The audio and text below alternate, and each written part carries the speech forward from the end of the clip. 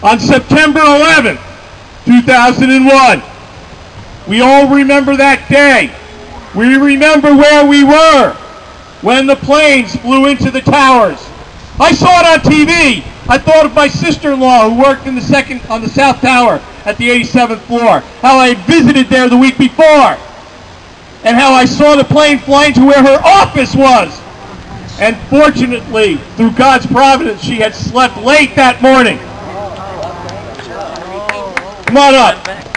I've met so many people today, my head is totally fried. Your name is? Alan T. DeVona. Alan was a Port Authority sergeant in charge of the Port Authority police on 9/11.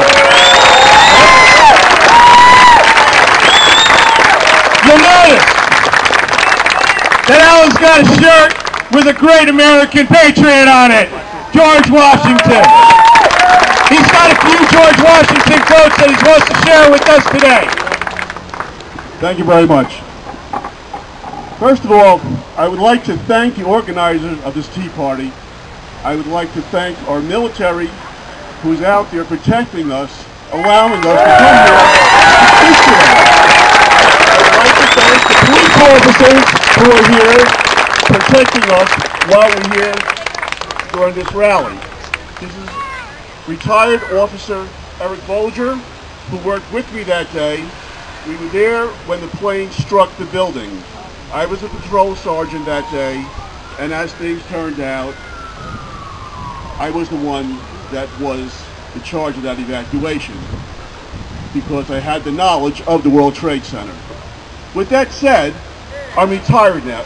Am I speaking loud enough? Yes. With that said, I am a civilian now. I am retired. I am the same as anyone else. I just wanted to give you my background to let you know where I came from and what I believe. We need to stand together. This is not about Republicans. This is not about right wing, left wing. This is not about liberals. This is about Americans. This is about all these people. We need to stand together to save our republic from being taken over. We need to stand together for what our forefathers fought for.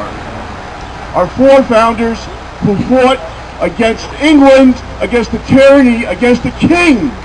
Okay? We don't have a king in this country. We have a president. And we need to remind him of that.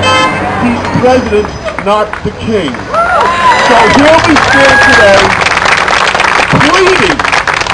pleading with our politicians to please stop spending money that we don't have. Please listen to the American people who want you to stop spending.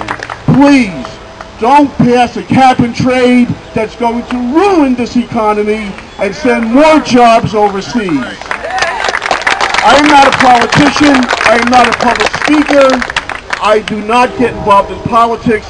I felt compelled to come here today and to speak. Now I'm going to quote a few words from George Washington, and then I'm going to humbly step down from this platform, and I thank you very much for listening to me today.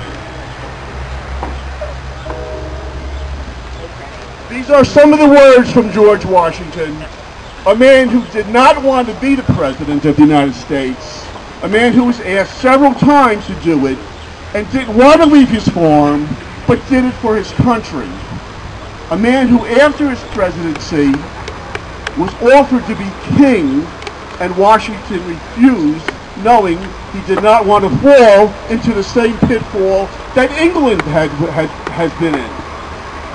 These are a few words that our first president, and in my opinion, our best president said. Government is not reason. It is not eloquence. It is force. Like fire, it is dangerous. It is a dangerous servant and a fearful master. Another quote. If freedom of speech is taken away, then dumb and silent we may be led, like sheep to the slaughter. The Constitution, and this is for Washington, please listen to this. The Constitution is a guide which I never will abandon.